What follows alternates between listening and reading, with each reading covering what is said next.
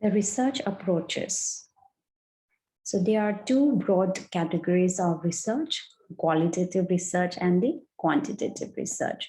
So the qualitative research has been defined as research using small samples, which oftentimes not randomly selected, where the results are not generalized to the population from which the sample was drawn.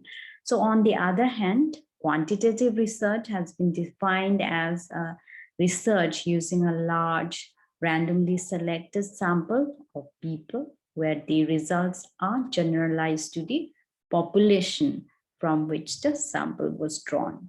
So the qualitative research uses small samples, whereas the quantitative uses large samples. So what happens when the qualitative approach uses a sample size equal to that which might be used in a quantitative approach?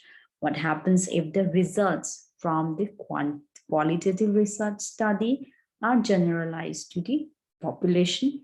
And also, what happens when both items are combined into a qualitative study, a large sample where the results are generalized to the population? Is this still a qualitative study? So the answer is obviously no. So there are differences between qualitative and quantitative research based only on sample size or intended use of the data are inadequate. So why can't a qualitative approach such as focus groups use a sample of 100 people? It can. So why can't one-on-one interview approach another qualitative method use a sample of 100 people? So researchers oftentimes use a large sample of people with a qualitative approach. If the qualitative research can use a large sample and the results can be generalized to the population, then what happens to the lines of distinction between the two methods?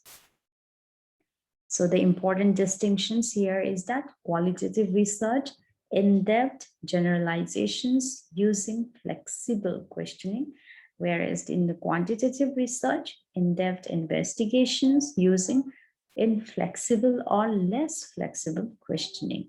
So these definitions provide a new approach or the look at qualitative and quantitative research for both qualitative and quantitative research. So you can use the small samples or large samples, or may not use any random selection of the sample, or may not produce results that can be generalized to the population.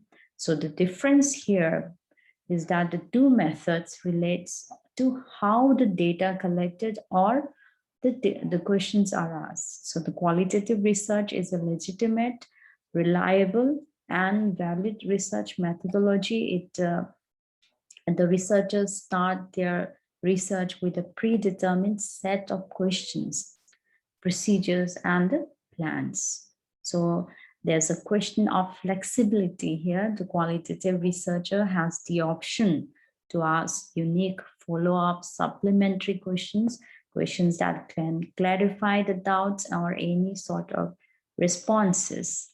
So it can also change the question order and even ask new questions during the course of data collection. So the flexibility is the key to qualitative research, and also it takes an expert to conduct the qualitative study. So no flexibility when it comes to quantitative approach. So the flexibility in data collection or questioning isn't possible in quantitative research.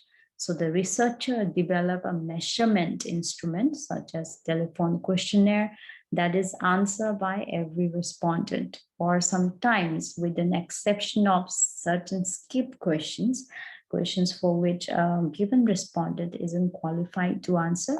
Each respondent answers the same questions as every other respondent in the research study. So in conclusion, we can say that only difference, sample size doesn't matter, even sample selection doesn't matter, even the intended use of the results doesn't matter. So either approach can mix and match any of these elements. For example, a quantitative study may use a small sample to available respondents where the results are intended only to gather preliminary indications of a phenomenon, question, or problem.